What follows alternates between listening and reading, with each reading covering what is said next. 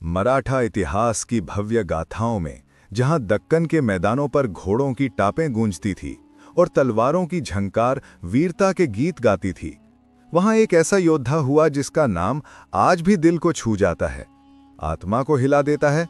बाजीराव बल्लाल पेशवा।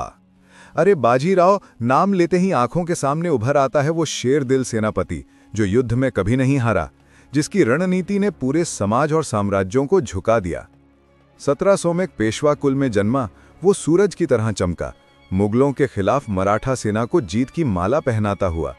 लेकिन ये कहानी सिर्फ युद्ध की नहीं है, ये है एक प्रेम की दास्तान जो दिल की धड़कन को रोक देती है और आंखों से आंसू बहा देती है। बाजीराव और मस्तानी का अमर प्रेम। नाम सुनते ही दिल थम जाता है। बुंदेलखंड के राजा छत्रसाल की बेटी मस्तानी बाई। मां थी रूहानी बाई, फारसी हुस्न की मलिका। उनमें इस्लामी नजाकत थी और पिता के खून में बुंदेला वीरता।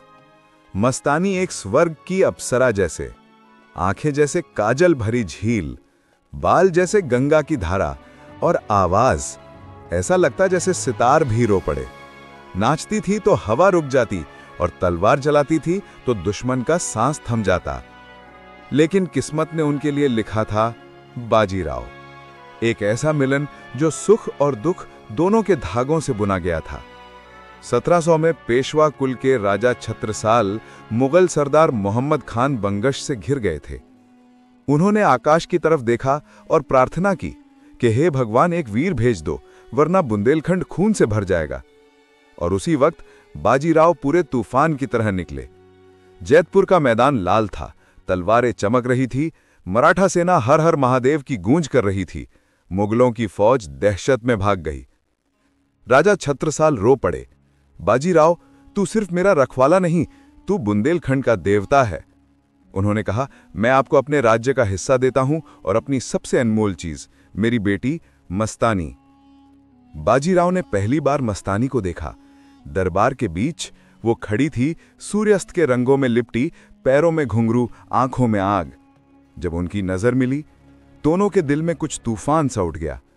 बाजीराव धीरे से बोला, तुम कौन हो जो मेरे दिल को चुरा रही हो?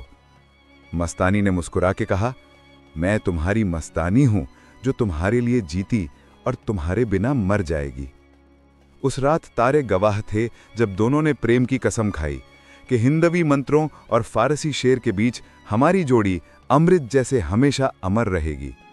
बाजीराव मस्तानी को पुणे ले आए, लेकिन वहां उनका घर एक मैदान जंग बन गया। उनकी पत्नी काशीबाई प्यार से भरी हुई लेकिन दिल से टूटी हुई, और उनकी मां राधाबाई एक अग्नि जो बेटा के प्रेम से जल उठी। बाजी, ये क्या कर दिया तूने? राधाबाई चीख उठी, एक मुगल औरत हमारे घर में, यह धर्म का अपमान है। काशीबाई चुप थी, लेकिन उसकी आंखों में समंदर था। रातों को वो सो नहीं पाती थी, बस खुदा से पूछती, बाजी, क्या मेरी मोहब्बत कम थी? पर काशीबाई ने कुछ नहीं कहा। वो सीता की तरह सह गई, प्यार के लिए सब कुछ झेल लिया। मस्तानी ने कभी प्यार से हार नहीं मानी। उसने अपने कमरे को प्रेम मंदिर बना दिया। एक तरफ कृष्ण की मूर्ति, दूसरी तरफ कुरान शरीफ। रातों में वो बाजीराव के लिए गाती, तुम बिन जीना मुश्किल मेरे साइयां, और घुंघरू के साथ आंसू गिरते रहते।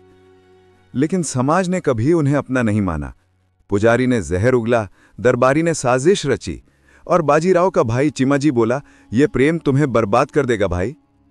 आखिर राधाबाई ने मस्तानी को कैद कर दिया। पेशवा महल के अंदर एक अंधेरा कमरा जिसमें रोशनी भी बंद थी। मस्तानी रात भर रोती रही, बाजी, मुझे एक बार देख लो। बाजी, जिन्होंने हिंदुस्तान को हिला दिया था, अपने घर में हार गए। हर रात उनका दिल मस्तानी के लिए तड़पता, तुम मेरी जान हो मस्तानी, तुम बिना मैं आधा हूं। जब मस्तानी ने उनके बेटे को जन्म दिया, शमशेर बहादुर, तो समाज ने उसे नाजायज कहा, और उस दिन बाजीराव का दिल छिन छिन हो गया। वो चिल्लाया, जिसने मेरी मस्तानी को अपमानित किया, उसने मराठा गर्व को अपमानित किया। 1740 नर्मदा के किनारे बाजीराव बीमार पड़ गए। बुखार, थकान और टूटी हुई रूह। पलंग पर पड़ते ही उनके होठों से निकल गया, मस्तानी, मेरी मस्तानी। राधाबाई ने उसे रोक लिया, मस्तानी तक धूप भी नहीं पहुंच सकती थी। और 28 अप्रैल को बाजीराव ने आंखें बंद कर ली। उनके होठों पर बस एक नाम था, मस्तानी। जब मस्तानी को खबर मिली, वो चीख उठी, बाजी, तुम मुझे छोड़ गए। उसने खाना पीना छोड़ दिया, रो रो कर आंखों का रंग मिटा दिया। कुछ कहते हैं वो चिता पर सती हो गई और कुछ कहते हैं टूटे दिल ने उसकी जान ले ली। ये कहानी यहीं खत्म नहीं होती। हर बारिश के मौसम में महाराष्ट्र की हवाओं में अब भी गूंजती है, बाजी, मस्तानी। उनका प्रेम अमर था, लेकिन दर्द उससे भी गहरा। ये कहानी सिखाती है, सच्चा प्यार रणभूमि होता है। यहां तलवार नहीं, दिल जख्मी होते हैं। प्रेम अमर है, पर उसकी कीमत खून से चुकानी पड़ती है। ऐसे और कहानियां देखते रहना चाहते हो? चैनल को सब्सक्राइब करो और इतिहास को जिंदा रखो।